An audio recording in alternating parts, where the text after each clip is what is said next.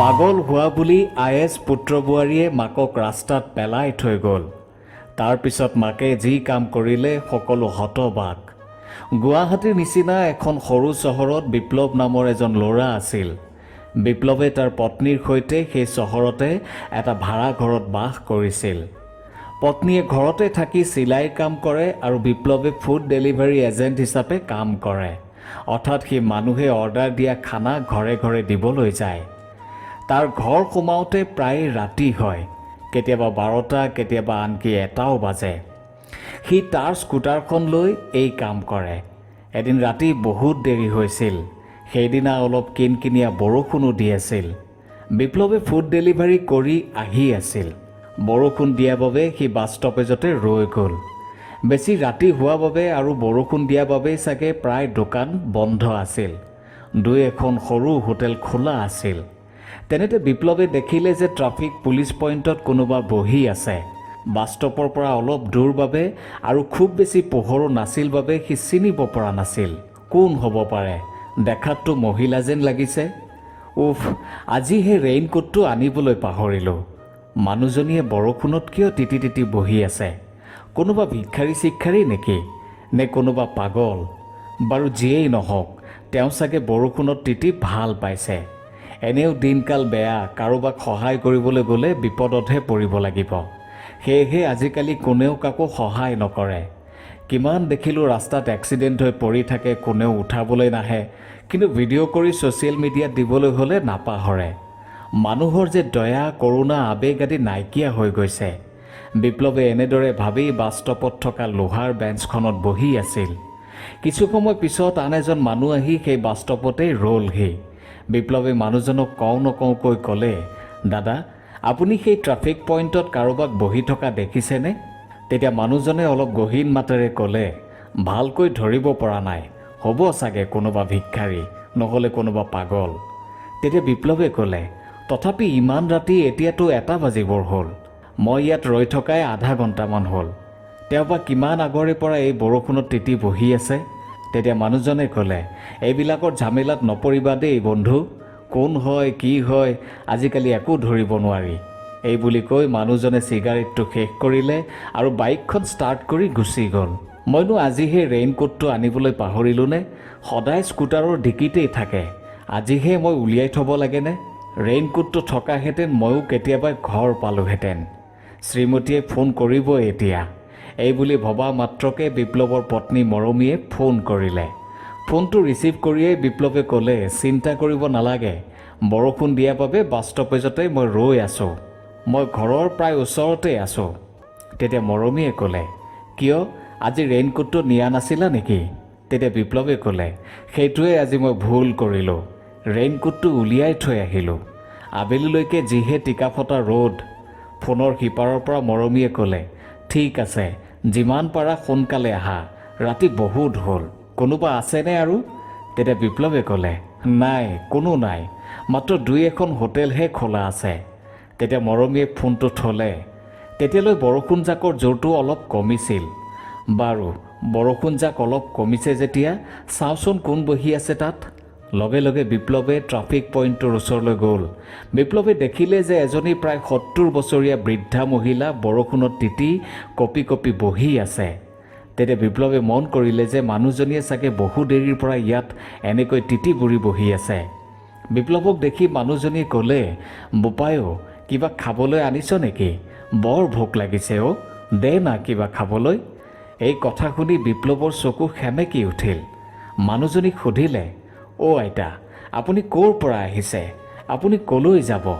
তেতিয়া মানুহজনীয়ে ক'লে, মই ক'লৈকো নাযাওঁ, তই দেখোন মোক নিবলৈ আহিছই, মই এতিয়া ঘৰলৈ যাম আকৌ।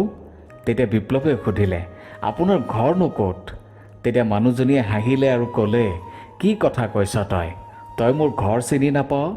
মোৰ ল'ৰা IAS অফিচাৰ, তাৰ ঘৰত থাকোঁ মই। মানুহজনীৰ এনে কথা শুনি বিপ্লৱৰ আৰু বুজিবলৈ বাকী নাথাকিল যে মানুহজনীৰ নিশ্চয় কিবা এটা সমস্যা আছে। আইতা বলক মোৰ লগত।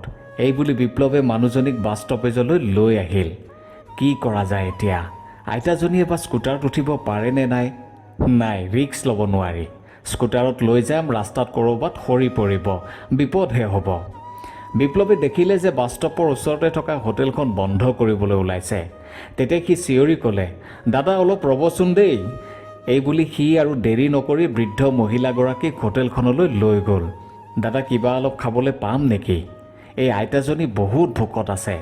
বহু দেৰিৰ পৰা লক্ষ্য কৰিছোঁ বেচেৰীয়ে বৰষুণত তিতি তিতিয়েই ট্ৰাফিক পইণ্টত বহি আছে। তেতিয়া হোটেলৰ মালিকে ক'লে, ৰ'বা এতিয়াতো খাবলৈ একোৱেই নাই। ৰ'বাচোন তথাপি, ঐ চাচোন কিবা পৰঠা চৰঠা বাচি আছে নেকি? যদি আছে লৈ আহ, অলপ গৰম কৰিবি। অলপ পিছত হোটেলত কাম কৰা ল'ৰা এজনে এখন পৰঠা আৰু এবাটি দাইল লৈ আহিলে। মানুহজনীয়ে লগে লগে খাবলৈ ধৰিলে। হোটেলৰ মালিকে বিপ্লৱক সুধিলে, এতিয়া তুমি কি কৰিবা? এই মানুহজনীক আজি প্ৰথম দেখিছোঁ। আনকালে আমাৰ হোটেললৈ বহু এনে মানুহ আহে। তেতিয়া বিপ্লৱে কওঁ নকওঁকৈ ক'লে, মোৰ ঘৰলৈ লৈ যাওঁ বুলি ভাবিছোঁ। তেতিয়া হোটেলৰ মালিকজনে ক'লে, লৈ যাব পাৰা, কিন্তু পিছত যদি কিবা ঝামেলা হয় তেতিয়া? কাৰণ ক'ব নোৱাৰি ন আজিকালিৰ দিন। তেতিয়া বিপ্লৱে ক'লে, দাদা আপুনি মোক এটা সহায় কৰিবনে? মোৰ স্কুটাৰখন আপোনাৰ হোটেলৰ পিছফালে ৰাখি থৈ যাওঁ। কালিলৈ ৰাতিপুৱাই লৈ যাম, হ'বনে? থৈ যোৱা, এই বুলি হোটেলৰ মালিকে ক'লে। মানুহজনীয়ে খোৱা বোৱা শেষ কৰাত বিপ্লৱে মানুহজনীক ক'লে, আইতা এতিয়া অলপ ভাল লাগিছেনে? ব'লক এতিয়া আমি ঘৰলৈ যাওঁ। এই বুলি বিপ্লৱে মানুহজনীক ঘৰলৈ লৈ যায়। ৰাস্তাৰ পৰাই বিপ্লৱে তাৰ পত্নী মৰমীলৈ ফোন কৰি ক'লে যে মই গৈ আছোঁ আৰু মোৰ লগত এজনী আইতা আছে আৰু ঘৰ পাই তোমাক সকলো কথা ক'ম। আধা ঘণ্টামান পিছত দুয়ো তিতি বুঢ়ী ঘৰ পালেগৈ। বিপ্লৱৰ পত্নীয়ে বৃদ্ধ মানুহজনীক এই অৱস্থাত দেখি লগে লগে গা মচিবলৈ গামোচা এখন দিলে, গৰম পানীৰে ভৰি ধুবলৈ দিলে। মুঠতে নিজৰ মাকৰ বয়সৰ মানুহ এজনীৰ লগত যি কৰিব লাগে সকলো কৰিলে। তেতিয়া ৰাতি প্ৰায় 2টামান বাজিছিল। বৃদ্ধ মানুহজনীক শুবলৈ দি বিপ্লৱে তাৰ পত্নী মৰমীক সকলো কথা বিৱৰি ক'লে। তেতিয়া মৰমীয়ে ক'লে, ক'ৰ পৰা বা আহিছে? একো চিনি জানি নোপোৱাকৈ ৰাখিলে জানো বিপদ নহ'ব আমাৰ? তেতিয়া বিপ্লৱে ক'লে, বাৰু যি হ'ব লগা আছে হ'ব। মানুহজনী বৰষুণত তিতি তিতি বহি থকা দেখি মোৰ বৰ বেয়া লাগিল, সেয়েহে মই এই সিদ্ধান্ত ল'লোঁ। কিন্তু মৰমী, মানুহজনী চাগে মানসিকভাৱে অলপ বিকাৰগ্ৰস্ত। তেতিয়া মৰমীয়ে ক'লে, তেতিয়াহ'লে দেখোন ডাঙৰ সমস্যাই হ'ব। কেনেকৈ ৰাখিবা এনে মানুহক? তাতকৈ এটা কাম কৰোঁ, আমাৰ ঘৰৰ মালিকক সকলো কথা জনাই দিওঁ। তেওঁ হয়তো আমাক কিবা দিহা পৰামৰ্শও দিব পাৰে। তেতিয়া বিপ্লৱে লগে লগে মানা কৰি ক'লে, নাই নাই নক'বা, তেওঁলোকে জানিলে সকলোৱে জানিব। তাতকৈ এটা কাম কৰোঁ, কোনোবাই সুধিলে মানুহজনী আমাৰ কোনো সম্বন্ধীয় আইতা হয় বুলি ক'বা আৰু কাইলৈ আমি তেওঁক কোনো ডক্তৰৰ ওচৰলৈ লৈ যাম। তেতিয়া মৰমীয়ে ক'লে, বিপ্লৱ তুমিহে জানা আৰু তুমি কি কৰিবলৈ গৈ আছা। এনেই আমি কিবাকৈ পেটে ভাতে চলি আছোঁ, তাৰোপৰি আৰু এটা। তেতিয়া বিপ্লৱে ক'লে, হ'ব দিয়া, মই আৰু অলপ কষ্ট কৰিম, নহ'লেনো মানুহজনীক ক'লৈ পঠিয়াই দিবা। ভাবি লোৱা ভগৱানে যি কৰে ভালেই কৰে। পিছদিনা ৰাতিপুৱাই ডক্তৰৰ ওচৰলৈ যাবলৈ ওলাই বিপ্লৱে দেখিলে যে মানুহজনীৰ বেগত এখন প্ৰেছক্ৰিপশ্যন আৰু কিছুমান দৰৱ। বিপ্লৱ আৰু মৰমীয়ে সেই দৰৱ আৰু প্ৰেছক্ৰিপশ্যনৰ সৈতে মানুহজনীক ডক্তৰৰ ওচৰলৈ লৈ গ'ল। ডক্তৰে প্ৰেছক্ৰিপশ্যন আৰু দৰৱ চাই ক'লে যে মানুহজনীৰ ডিমেনচিয়া অৰ্থাৎ পাহৰা বেমাৰ আৰম্ভ হৈছে। মানে এইমাত্ৰ কিবা এটা কৰিলে পিছ মুহূৰ্ততে নাই কৰা বুলি ক'ব বা আকৌ সেইটোকে কৰিব বিচাৰিব। তেতিয়া বিপ্লৱে ক'লে, ছাৰ এই বেমাৰ ভাল হয়নে? তেতিয়া ডক্তৰে ক'লে, তোমাৰ আইতাৰ জাষ্ট আৰম্ভহে হৈছে, গতিকে আৰম্ভণিতে ভাল ট্ৰিটমেণ্ট হ'লে নিশ্চয় ভাল হ'ব। ট্ৰিটমেণ্টৰ লগতে খোৱা বোৱা আদিৰো যত্ন ল'ব লাগিব আৰু আটাইতকৈ ডাঙৰ কথা হ'ল তেওঁক যিমান পাৰা সিমান সুখী কৰি ৰাখিব লাগিব। তেতিয়া বিপ্লৱে মৰমীৰ ফালে চাই ক'লে, শুনিলাতো ছাৰে কি কৈছে? মইতো দিনটো নাথাকোৱেই, এতিয়া সকলো তোমাৰ ওপৰতে। তেতিয়া মৰমীয়ে এটা হাঁহিৰে সন্মতি দিলে আৰু ডক্তৰক সুধিলে, ছাৰ এনে ৰোগ হ'লে কেতিয়া মানে আৰোগ্য হয়? তেতিয়া ডক্তৰে ক'লে, যদি আৰম্ভণিতে ধৰা পৰে তেন্তে ভাল দৰৱ পাতি আৰু খোৱা বোৱা ভাল হ'লে খুব সোনকালে ভাল হৈ উঠে আৰু কেতিয়াবা মেজিকেলি এমাহ 2 মাহৰ ভিতৰতো ভাল হৈ উঠে। কিন্তু সেয়া এক চমৎকাৰ হ'ব লাগিব। ডক্তৰৰ পৰা সকলো কথা জানি বুজি মানুহজনীক লৈ দুয়ো ঘৰলৈ আহিল। ঘৰলৈ আহি বিপ্লৱে ক'লে, মৰমী মোৰ এনে লাগিছে যেন কোনোবাই তেওঁৰ ল'ৰা ছোৱালীয়ে হয়তো মানুহজনীৰ এই বেমাৰটো হোৱা বাবে ৰাস্তাত এৰি থৈ গৈছে। কিন্তু কোনে বা এই কামটো কৰিলে সেয়াহে এক ৰহস্য। দেখিছা আজিকালি মানুহৰ চিন্তাধাৰা। তেতিয়া মৰমীয়ে ক'লে, বিপ্লৱ, তুমি এটা কথা মন কৰিছানে? আমাৰ দুয়োৰে এই পৃথিৱীত মা দেউতা বুলিবলৈ কোনো নাই। চাগে এই আইতাজনীকে ভগৱানে আমাৰ ওচৰলৈ পঠিয়াই দিছে। তেতিয়া বিপ্লৱে ক'লে, ঠিকেই কৈছা মৰমী, গতিকে তুমি ভালকৈ শুশ্ৰূষা কৰিব লাগিব। আমি তেওঁক যিকোনো প্ৰকাৰে আৰোগ্য কৰি তুলিবই লাগিব। বাৰু তুমি এতিয়া ঘৰৰ কাম বন কৰা, মই হোটেলৰ পৰা স্কুটাৰখন লৈ কামলৈ যাওঁ। কিবা দিগদাৰী হ'লে ফোন কৰিবা, মই আজি বেছি দূৰলৈ নাযাওঁ।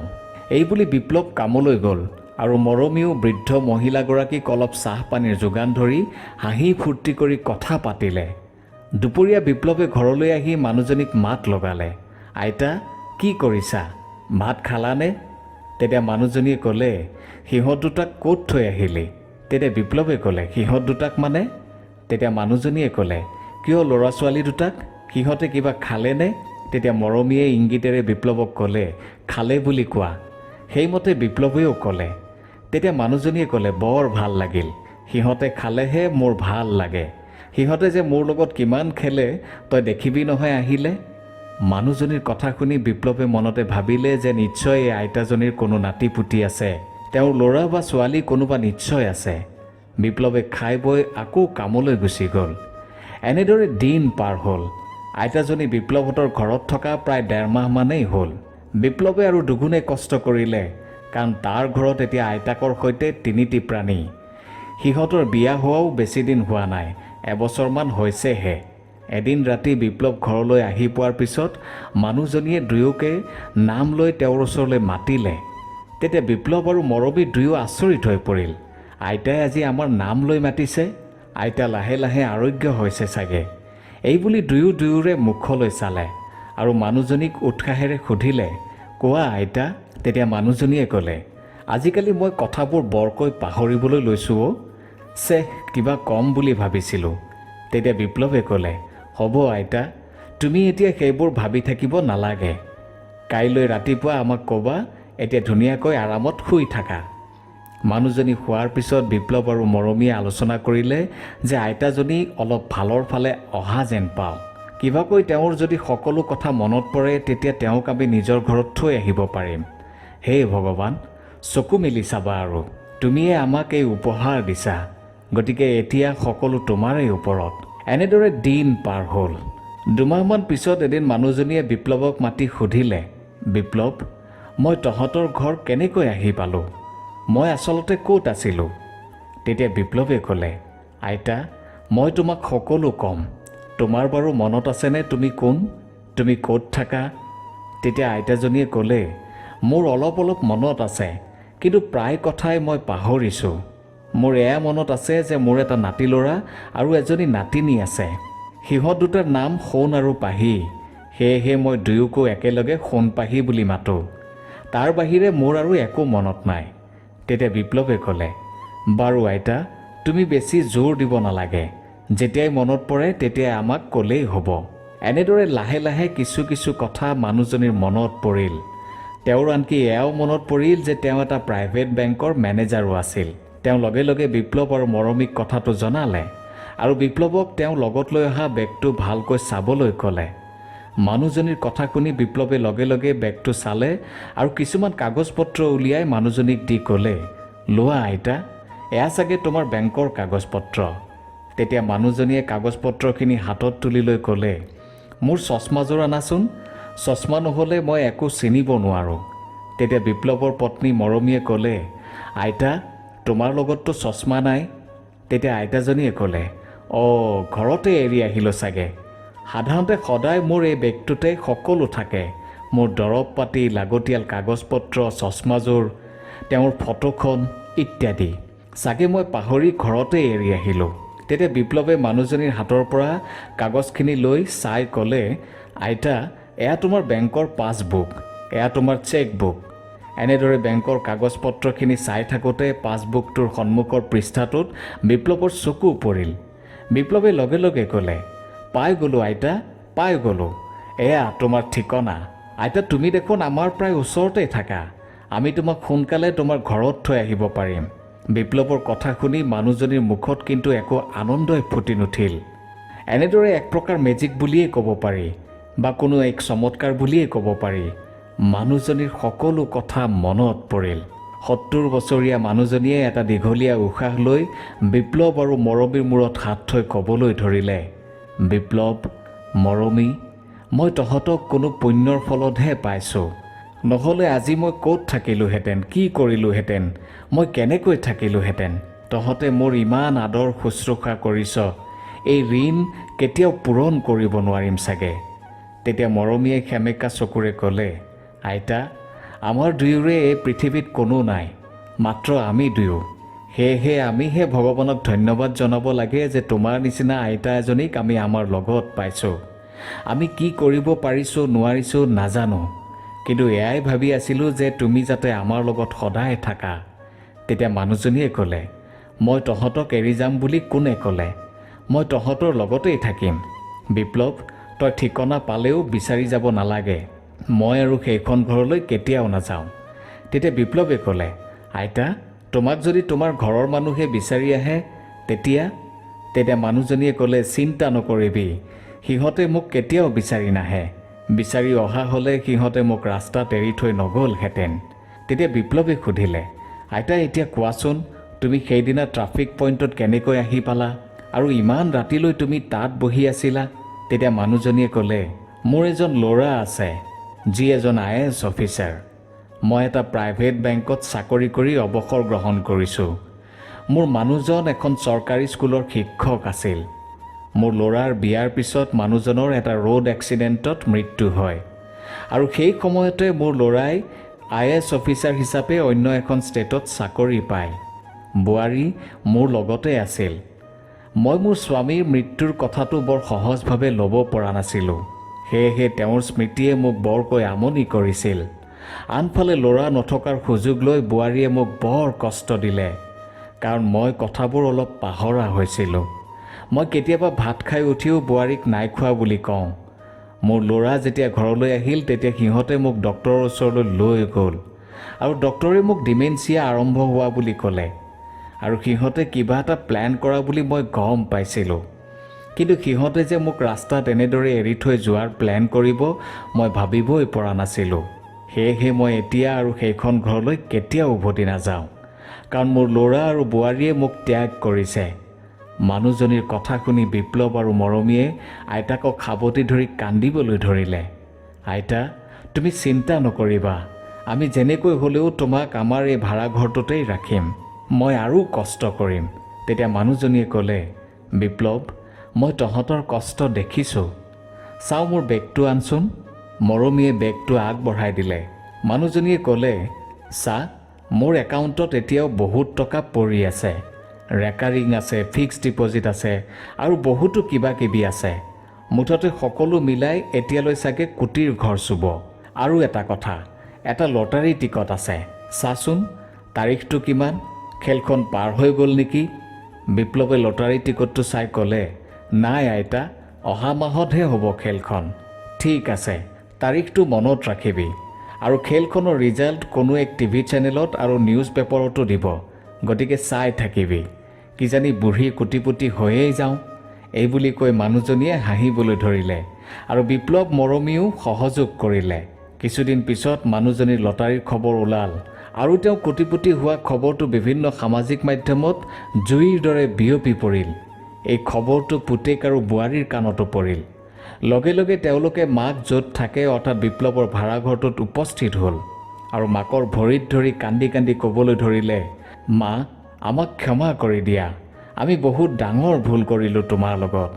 তোমাক এনে কৰি আমি কোনোদিনেই শান্তিত থাকিব পৰা নাই।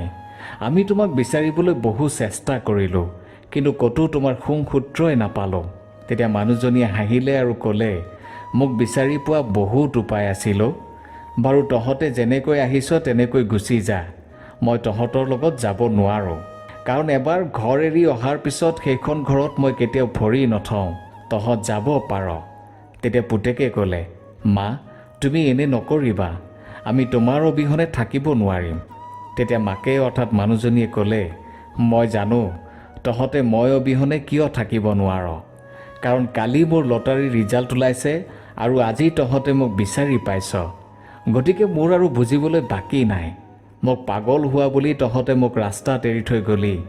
যিজনী মায়ে তোক 9 মাহ 10 দিন পেটত ৰাখি তোক ডাঙৰ দীঘল কৰিলোঁ, তই IAS অফিচাৰ হলি আৰু তাৰ বিনিময়ত তই মোক ৰাস্তাত এৰি থৈ গলি। তোৰ ওচৰত কিহৰ অভাৱ আছিল? টকা পইচা নে অন্য কিবা? প্ৰকৃততে তহঁতৰ মানৱীয়তাৰ অভাৱ। মই যে এজন হৃদয়হীন সন্তান জন্ম দিছোঁ সেয়া ভাবিলে মোৰ নিজৰ ওপৰতে ধিক্কাৰ জন্মে। তাৰ বিপৰীতে এই ল'ৰাজনক চা, এই ছোৱালীজনীক চা। সিহঁতে এই পাগলী বুঢ়ীজনীৰ লগত কিমান কষ্ট কৰিছে। এতিয়া মোৰ যি যি সম্পত্তি আছে সকলো এই ল'ৰাজনৰ আৰু এই ছোৱালীজনীৰ। দেউতাৰাই অতি মৰমেৰে সজোৱা ঘৰটো যিহেতু মোৰ নামতে আছে, এতিয়া সেই ঘৰটো এতিয়াৰে পৰা বিপ্লৱ আৰু মৰমীৰ। তহঁতক 3 দিনৰ সময় দিলোঁ। 3 দিনৰ ভিতৰত ঘৰটো খালী কৰিবি। 3 দিনৰ পাছত আমি সেই ঘৰটোত থাকিবলৈ যাম। এই বুলি কৈ 70 বছৰীয়া মানুহজনীয়ে নিজৰ পুতেক বোৱাৰীয়েকক উলিয়াই দিলে আৰু বিপ্লৱ আৰু মৰমীক নিজৰ বুলি আঁকোৱালি ল'লে। প্ৰিয় দৰ্শক, মানুহবোৰৰ আচলতে হৈছে কি? উচ্চ শিক্ষাৰ অহংকাৰ নে টকা পইচাৰ অহংকাৰ?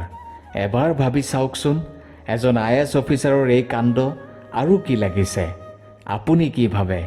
আপোনাৰ মতামত নিশ্চয় জনাব। ধন্যবাদ।